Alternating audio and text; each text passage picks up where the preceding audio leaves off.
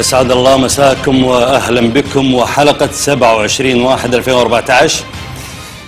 27/1/2014 يوم تاريخي بمعنى الكلمة، يوم تاريخي لتونس وللعرب وللإنسانية جمعاء ولكل الأحرار في جميع دول العالم اللي ثاروا عشان يضعون دستورا يليق بشعب حر، شعب يريد أن يعيش، تحديدا الشعب التونسي.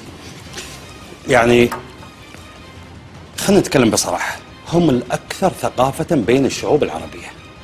يمكن يأتي في المركز الثاني بتقييم، يعني ما هو دراسة دقيقة، لكن قياسا لما الاحتكاكاتنا في العرب، يأتي في المركز الثاني لبنان، وبعد لبنان في جاب، في هو سحيقة، في فراغ كبير، ثم تأتي بقية الدول العربية.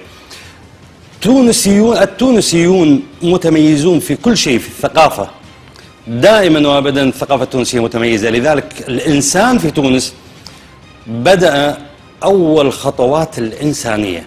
الشعوب اللي محكومة بالحديد والنار هذه إلى الآن تدور في حمى الرعية. الآن انتقل المسمى من رعية إلى شعب، من الشارع إلى الرأي العام.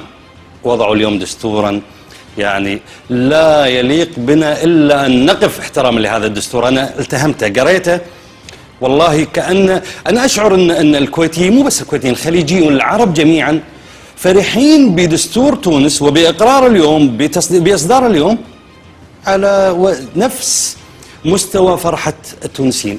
ما أبالغ، ناس كثر يعني، والله لو شفتوا تويتر في الكويت اليوم لو قستوا تجدون الكويتيين يحتفلون أي احتفال.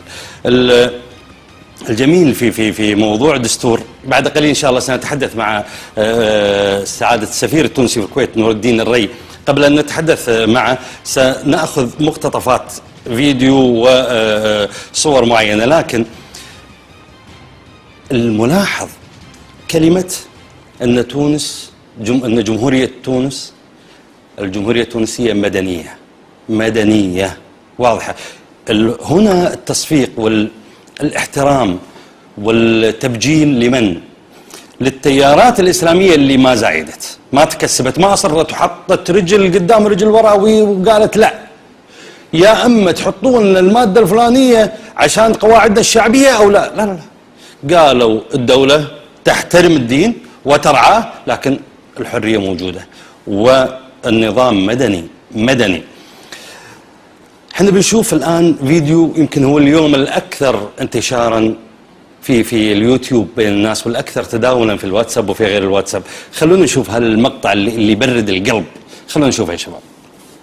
أن هذه المعاني العظيمة وأنتم تسوتون للمصادقة على الدستور برمته، سوتوا، تفضلوا.